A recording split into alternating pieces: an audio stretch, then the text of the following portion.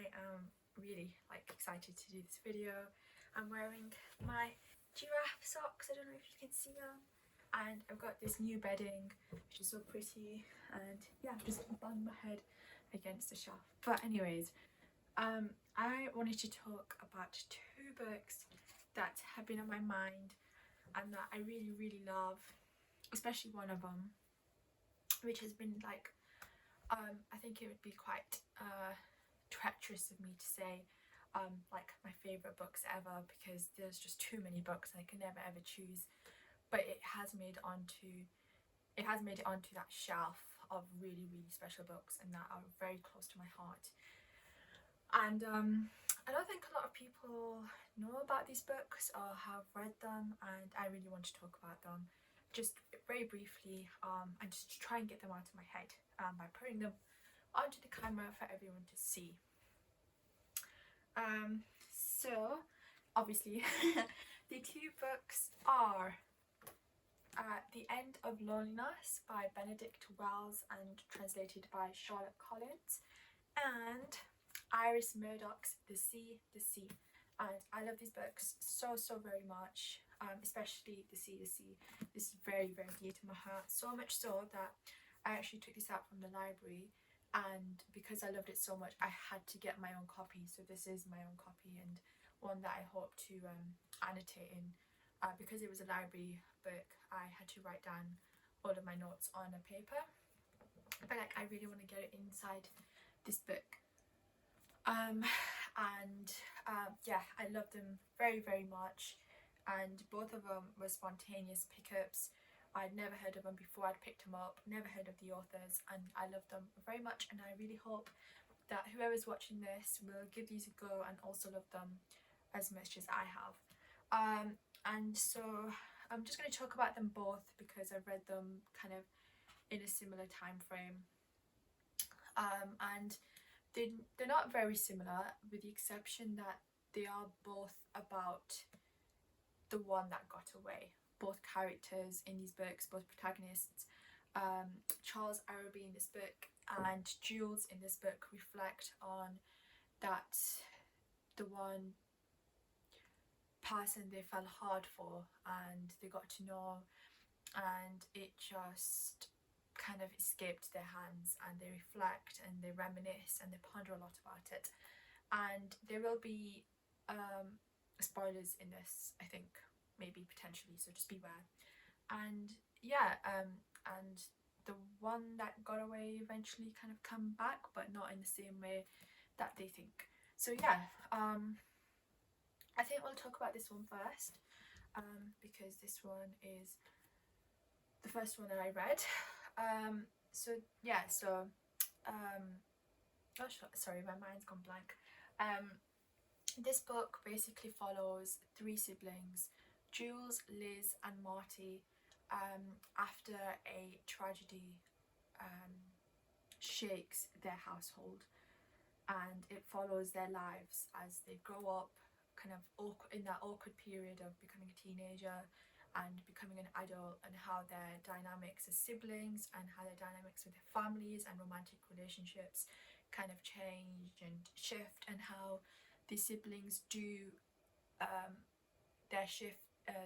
their paths do merge apart, and then they kind of come back together again.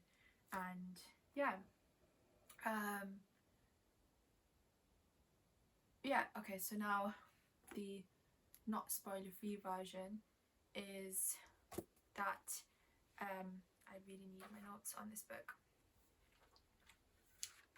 Okay, so I'm just going to read out what I've written because I think that will be the most help. So this book, basically, I read it in 2 sittings. I did have to pause, and I remember when I was reading it, I thought it was really reminding me of another book, and that book was A Little Life by Hanya Yanagihara, and I was like, why is it reminding me of that book so much? And it has this feeling to it, I don't know, of just this of tragedy really. And I put here that it reminded me of reading A Little Life, if only A Little Life sustained hope throughout all the tragedies. You know, A Little Life just it gave you that burst of, not even burst, that glimmer of light, and then it just bashed it down with a hammer. But this book, I think, even though there is so much tragedy in this book, there is the accident that kind of smashes their happy household, I guess, if you want to say that, and forces all the siblings on their own separate journeys. They do come back together again, and there is this kind of message of hope at the end. But yeah, it did very much feel like A Little Life to me. And then I was reading the Goodreads review, because that is my guilty pleasure after reading a book, is immediately to jump onto Goodreads. And somebody said that, you know, along the same lines, that this does remind them of A Little Life, and they were just pointing out the cover is that same black and white photographic image, and yeah, that made me, you know, really believe in that. So anyways, more in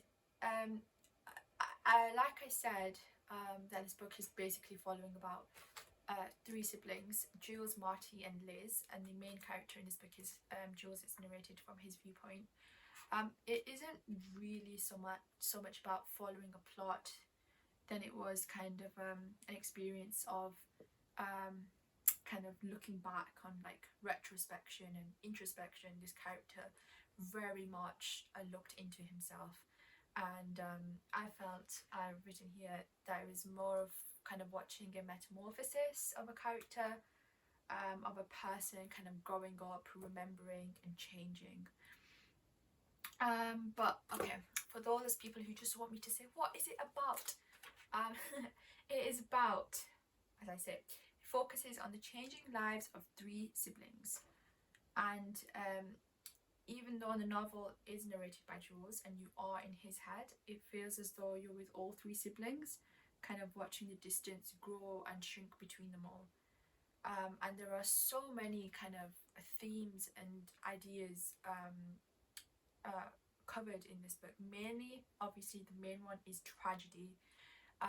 Also, the characters muse a lot about the finality of death, about the hand of fate and how it steers people's lives, and how you could have been a completely different person if just one little thing about your past had changed.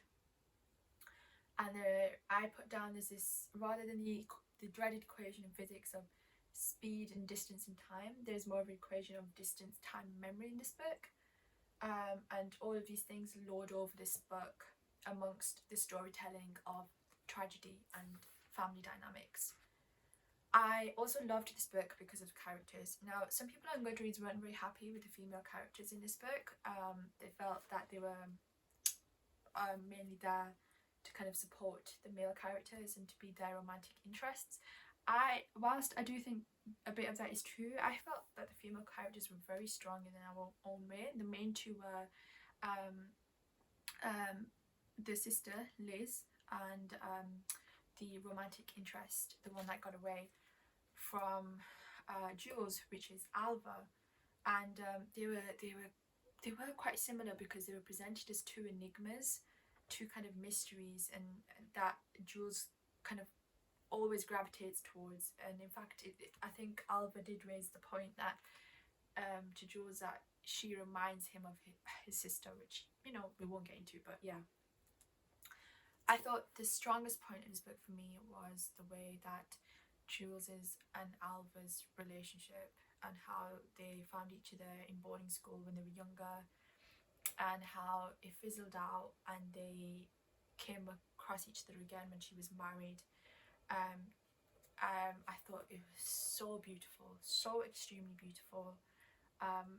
The writing, I thought it was stunning, and I think I underlined, like, all of the moments that they were together, because it was just really, really beautiful. And there is a little bit on this about kind of the father and son dynamic, especially because Jules and all the siblings lose their father in that accident, and their mother, and it's about how he can overcome kind of the strange relationship that he had with his father, with his own son.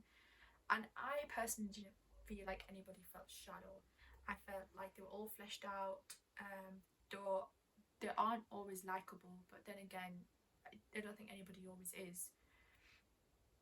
And I felt like the characters were in front of my eyes. So I did, with the writing, I did initially find the concept of retrospection a little bit confusing, especially with kind of jolting in and out of timelines. I did sometimes wonder how much of this book is autobiographical, how much the author kind of slips in, because well, Jules also wants to be a writer, so I did wonder about that.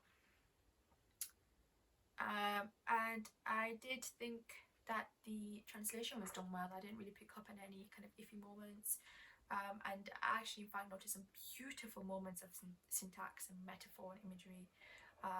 So yeah.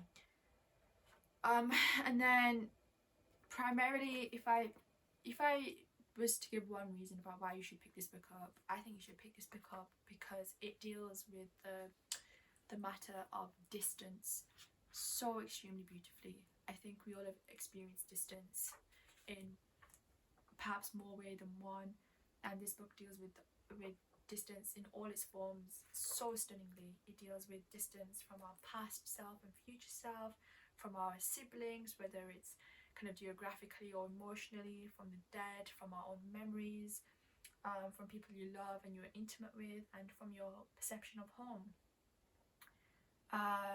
And obviously this book is about loneliness, per the title, but it's not about just experiencing loneliness, but also about just being alone, you know, and how to overcome it. And mainly that life just doesn't end up how you always think it is going to. I hope this was okay. I hope that was kind of spoiler free. I tried to keep it as spoiler free as I can, apart from the accident. I know I didn't go into too much depth, but really I just want to get my thoughts onto a screen and see how I talk and how it comes out. I am trying to find like some beautiful quotes, and let me see if I can, because I have written them down. This is like how I do my notes. I can't stop doing this ever since like studying English literature. My brain just doesn't switch off. There was this one beautiful one describing Jules and Alva, and she was lying right next to me, and yet I longed for her. And it's so pretty. Again, about distance, that you can almost touch her but you can't. She's not there. And there was this other one describing Liz. She loved unconditionally, wasted herself unconditionally, failed unconditionally, and she's so stunning. Yeah, so that was The End of Loneliness, and I think you should pick it up if you don't mind getting a little sad, because this book will definitely make you feel sad. I did sob at the end. It's so good. It's about tragedy and about death and about family dynamics and not always getting on with siblings. It's not about a perfect relationship, and it is a translated novel, so you are diversifying, your books. So pick it up if you spot it around. Yeah, I highly recommend. And then switching over onto a book that stole my heart is Iris Murdoch's The Sea.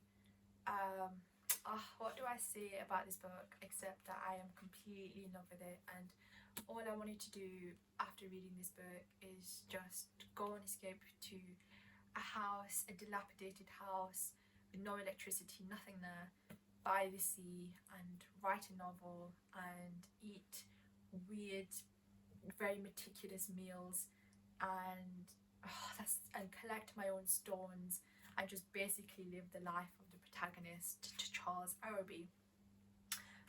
So this book is, like I said, quite different from The End of Loneliness in how it's told, in its style, and also its content, with the exception that this character is also pining away after his long lost love, who has what is her name? Hartley. I thought that was a really cool name. It did remind me of the Jam, I think, the Jam. But anyways, yeah, he's just absolutely pining after her. So this book is about this man called Charles Araby, who's kind of jaded from theatre life, and he decides to retreat into this home by the sea that he's just recently purchased. He hasn't told anyone. He's just gone off and gone to live there, and he spends his time just making these really intricate, simplistic, weird, very specific meals. The descriptions are amazing. And he, you know, skinny dips into the sea, and he collects stones and pebbles and arranges them artfully outside of his house. And he occasionally goes to the pub where he's basically the joke there. And he's just attempting to get as far away from his past life as possible. But as we all know, that it doesn't really exactly stay that way. He is unfortunately, you know, the ghosts of his past do not have the same idea. They do not want to leave him alone, and they come knocking one by one at his door. He is never without visitors, he is never without excitement, and he is never without trouble. And it was really, really interesting being in his head. So this book is told basically Charles Araby is trying to write his memoir. He's trying to write his autobiography, or his diary, or whatever he calls it. But he writes some, and then he gets distracted and he writes about something else, and you're just flicking through all of this in this book, kind of his memoir, and then the standard events that interrupt his writing. And he hasn't been the greatest of human beings to the people around him, especially to past lovers, and especially to women. And they come back with a vengeance. And Charles Araby, you know, at first you're just kind of highly, like, I guess, bemused by the man. You know, he's just living by the sea, he's not really doing much. And then you realize that he may not be as nice as you think he may be, or as he tries to present himself. In fact, he's kind of a mean person. Then you sympathize with him, and then just goes round in this kind of never-ending circle. I really liked him. I really did sympathize with him. I think, like, in the end of loneliness, he really is just lonely. And he is absolutely smitten with his kind of his first love, not Alva, that's the other book. His first love, Hartley, who has now been married, and he's never been able to find her since she left him when he was younger. Kind of, she moved away to say that she was getting married, and then in a very strange coincidence, she's also in the same sea town that he's in. And obviously he tries to rekindle their old romance, but it doesn't really go as well as he'd like it to go. And that's where things get very, very messy, get very, very entertaining. And yeah, you just want to get him and shake him by the head and just leave her alone, you know.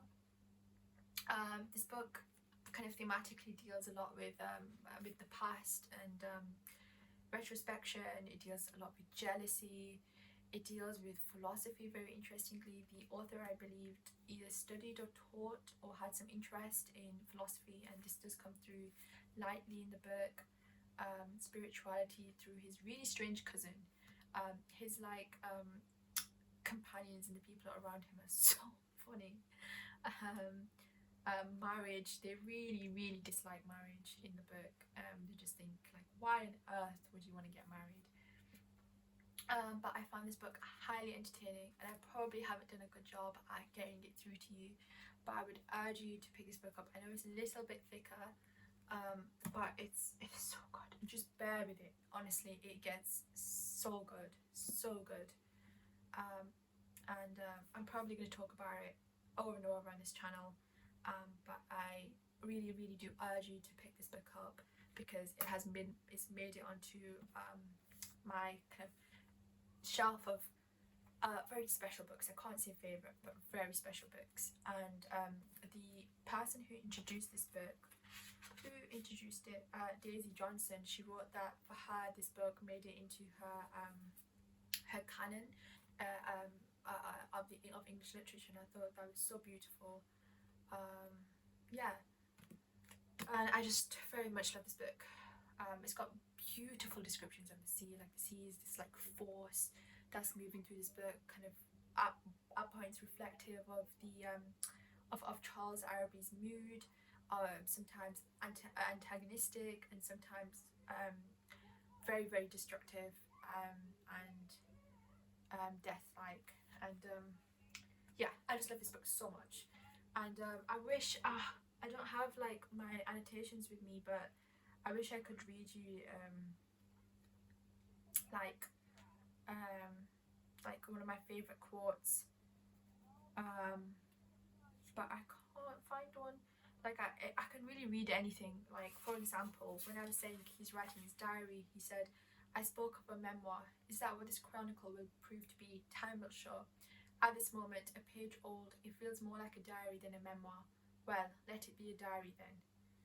How I regret that I did not keep one earlier. What a record that would have been." So good. And then, food is a profound subject, and one, incidentally, about which no writer lies. I wonder whence I derived my felicitous gastronomic intelligence. So good. Yeah, so and the women in this are like forced to be reckoned with. I was just thinking about the quote that hell hath no fury like a woman scorned, and is very true in this book. So please pick these books up. They are very precious to me, and I really urge you to pick them up. I'm sorry if this video is all over the place. I am not very used to the video format of getting my thoughts down, but I didn't want to write a script. I was just procrastinating from this video, and I was just like, you know what, I'm just going to do it. So I did it. But I hope that my love for these books have come through, and that you'll pick them up. And excuse me, but it's a very rambly video. Oh.